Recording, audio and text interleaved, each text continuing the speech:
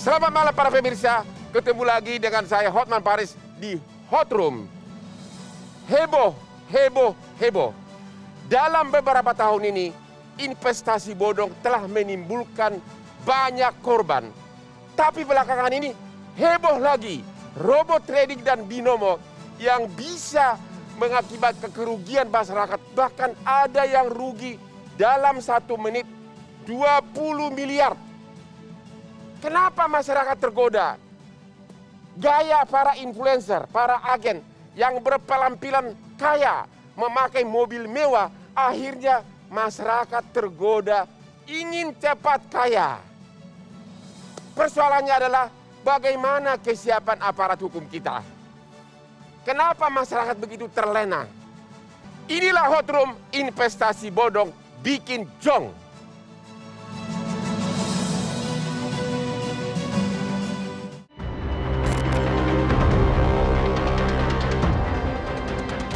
Kosong. Lagi-lagi, investasi dan trading bodong menelan banyak korban. Baru-baru ini, ribuan trader mendapat zong karena tipu-tipu dari kegiatan investasi bernama binary option, forex, dan robot trading.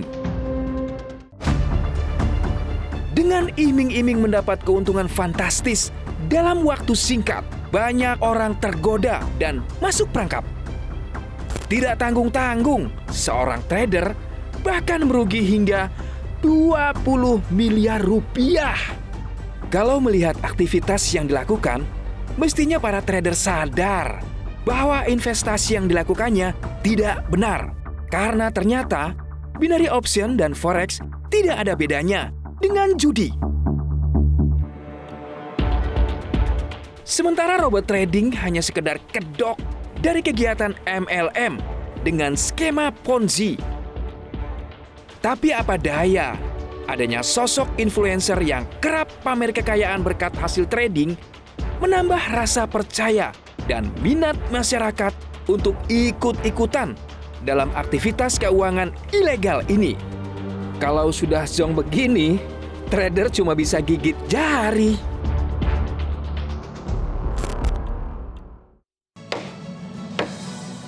Untuk membahas topik ini telah hadir malam ini di hadapan kita. Pertama, Bapak Maruna, koordinator korban afiliator binari. Selamat malam, Pak. Yang kedua, Bapak Fuad Jaki, praktisi keuangan.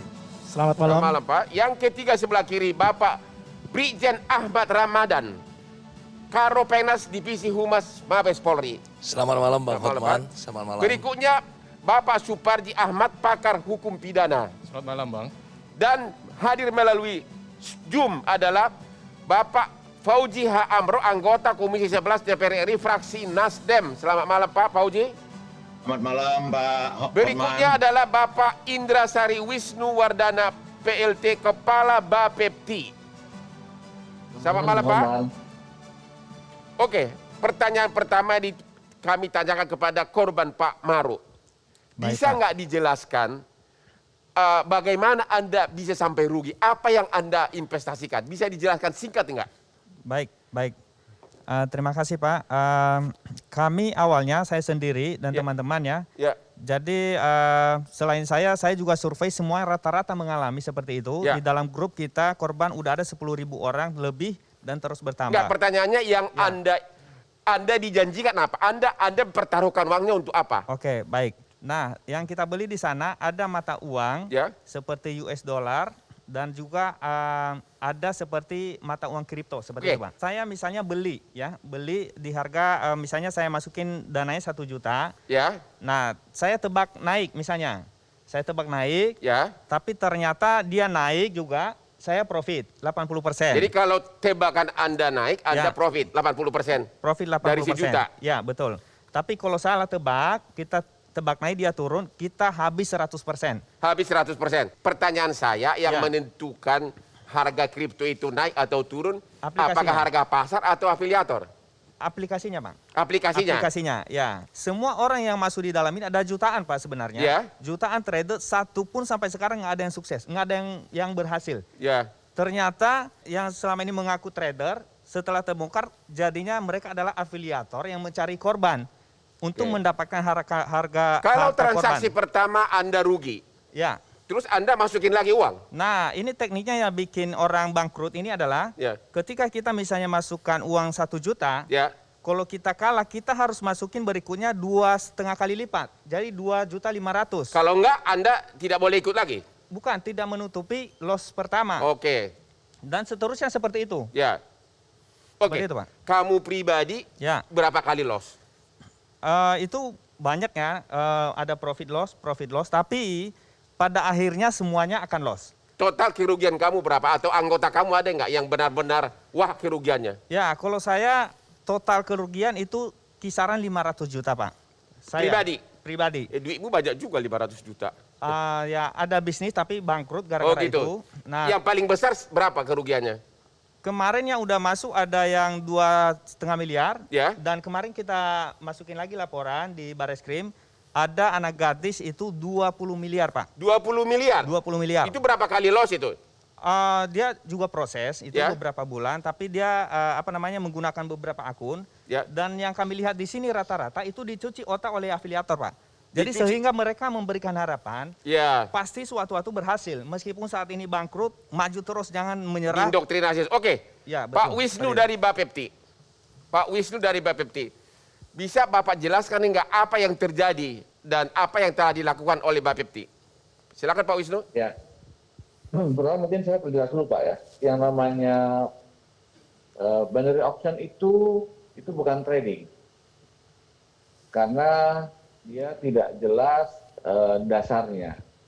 Kalau trading yang benar itu kan semua candlestick-nya tuh mark to market. Ada formulasinya, ada referensinya. Ya. Jadi kalau harga market sedang naik, dia pasti candlestick-nya juga naik jalan dan berbedanya hanya spread-nya saja Pak. Itu kalau trading yang benar. Katakanlah trading di forex atau trading di gold. Nah itu kan ada spread yang diambil oleh si broker. Nah, kalau yang di sini ini kan binary option itu pilihannya 2. In money, out money. Kalau tebakannya benar, in money. 80%. Kalau tebakannya salah, out money. Nah, yang dipertanyakan adalah apakah candlestick yang diacu itu mark to market, sejalan dengan market. Kan gitu, Pak. Jadi, kalau saya lihat ini sebenarnya tidak mark to market. Jadi, siapa yang taruh, katakanlah banyak yang naruh itu akan harga naik. Kita nggak tahu apakah candlestick-nya mereka buat menjadi turun. Sehingga ini pasti rugi semua. Nah, itu yang mungkin terjadi, itu yang pasti terjadi dalam binary option. Makanya itu bukan termasuk kegiatan perdagangan berjangka komoditi. Dan itu berdasarkan undang-undang perdagangan berjangka komoditi itu adalah kegiatan yang ilegal.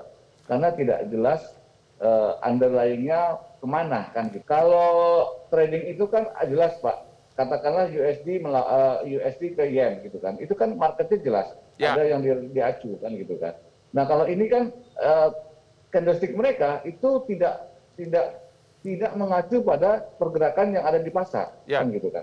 Kalau di Indonesia ini kan forex itu dianggap sebagai komoditi Pak, bukan sebagai mata uang kan gitu kan.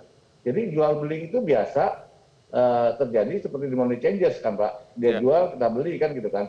Kita beli di harga rendah, pas harga yang naik kita jual, kita ada untung, ada spread untung di situ kan. Oke, nah, praktek ini sudah berlangsung berapa lama Pak? Sudah berlangsung berapa lama dan sudah apa tindakan Bapepti, sudah berapa banyak domain yang sudah diblokir?